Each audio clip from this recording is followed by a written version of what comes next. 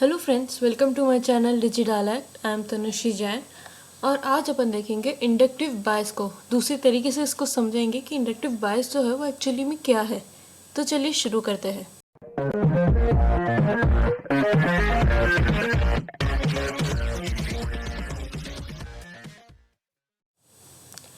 Inductive बायस को अपन learning बायस भी बोलते हैं, जो कि किसी भी लर्निंग एल्गोरिथम है उसके अंदर कुछ सेट ऑफ अजम्पशंस होते हैं जो लर्नर यूज़ करेगा ताकि वो आउटपुट निकाल सके किसी भी इनपुट के लिए।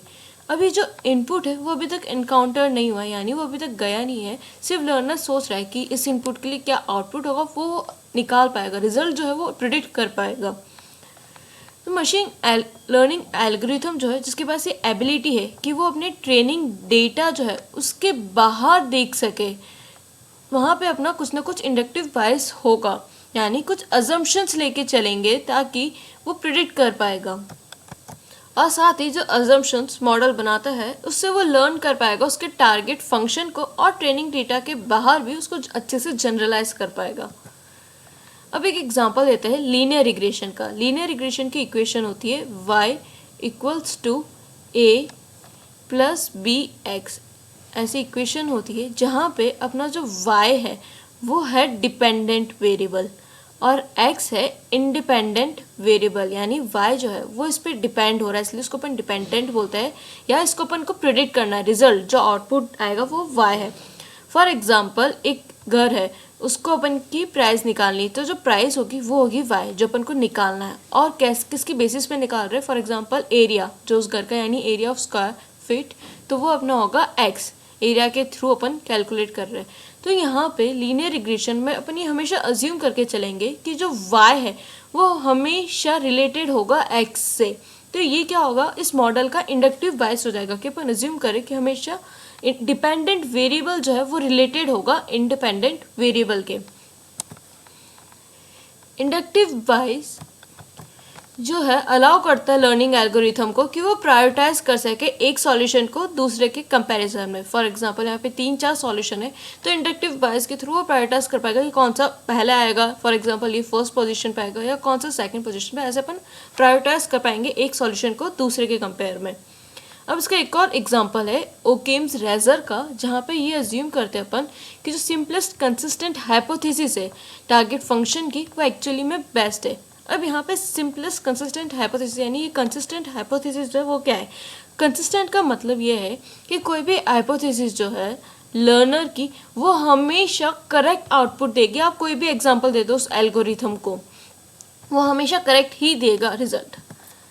एक और एग्जाम्पल है मैक्सिमम मार्जिन से रिलेटेड, यानी SVM सपोर्ट वेक्टर के अंदर, सपोर्ट वेक्टर मशीन्स के अंदर है, जिसके अंदर क्या होता है SVM के अंदर यहाँ पे कुछ ऐसे ग्राफ होता है जिसके थ्रू एक हाइपर प्लेन जो है डेटा को डिवाइड करता है प्रॉपर्ली। ये अलग डेटा है, ये अलग डेटा है, तो यहाँ पे 2 क्लासेस में अपन डिवाइड कर रहे हैं एक बाउंड्री को ड्रॉ करके।